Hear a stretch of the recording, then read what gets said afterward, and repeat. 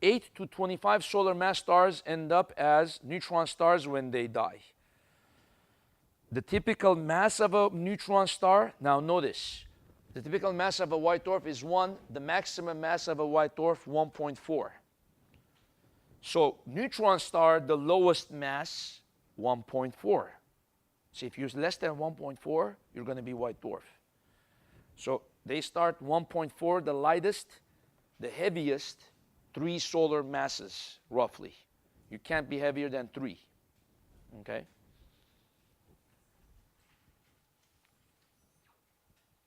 Now, their radius, their size is even much smaller than the white dwarf. About 10 kilometers radius, 6 miles radius. Amazing. That's the size of like a little small city, 6 miles. Their density is even more than the white dwarf, 10 to the 14. Gravity is even more, 7 billion times the gravity of Earth. Magnetic field is 1 trillion times the Earth's magnetic field. And they also rotate very rapidly too, because when a star is dying, it's collapsing, its rotation speed is going to increase. So they're also going to rotate every 0.001 to 4 seconds. Neutron stars are composed of degenerate neutrons. They are essentially a sea of superconducting protons and neutrons. So into the chemistry of it again, imagine all those, the carbon atom again. Here's the nucleus. And here's the 6 electrons, right? 1, 2, 3, 4, 5, 6.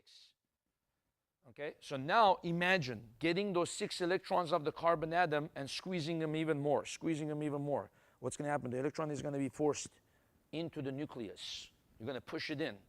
You're going to push it into the nucleus.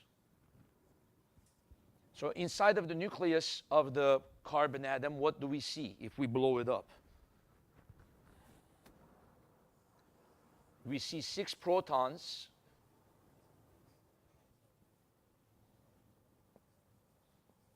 And then you see roughly about 6 or 7 neutrons, which are neutrons. Okay, so you have 6 or 7 neutrons. Then all these electrons are pushed in, right? The electrons are coming in. Electrons are coming in. One of the reactions that is expected to happen when an electron is forced in and made to collide with the proton, you might have this reaction taking place. The electron will combine with the proton, and what will it form? E minus plus P plus. It will turn into a neutron. The proton turns into a neutron. Okay? So what do we expect then to happen?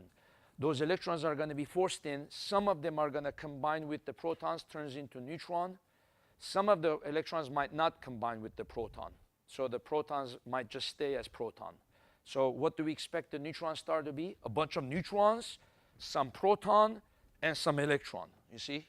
Some neutron, some electrons, some protons. So here is a picture of what we expect. It's kind of weird, really. See? This is the inside of a neutron star. Neutron superfluid in interior. Bunch of neutrons. It's like, acts like a superfluid, conducting superfluid. Approximately 6 miles in radius. And then we expect it to have a thick crust, perhaps made of iron. Of course, this is all theory because no one has taken a white dwarf, stood on it, So, again, these are all theoretical models. And then we'll finish with this picture today. This is also another view of the inside of a neutron star. Crust, superfluid neutrons, and superconducting protons. Remember I said all the protons are not turned into neutrons, so you still might have protons left. So superfluid neutron and superconducting proton, superfluid neutron, crust, and then as you go this way, the density is increasing, you see?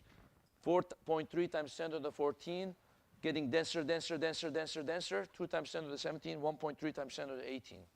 This is stuff that we can't conceive on Earth, making something like this in the laboratory. But it happens to a star when it's dead, when it's dying, and it ends up as a neutron star. So next week we'll talk about pulsars, which are rotating neutron stars. It's a pulsar.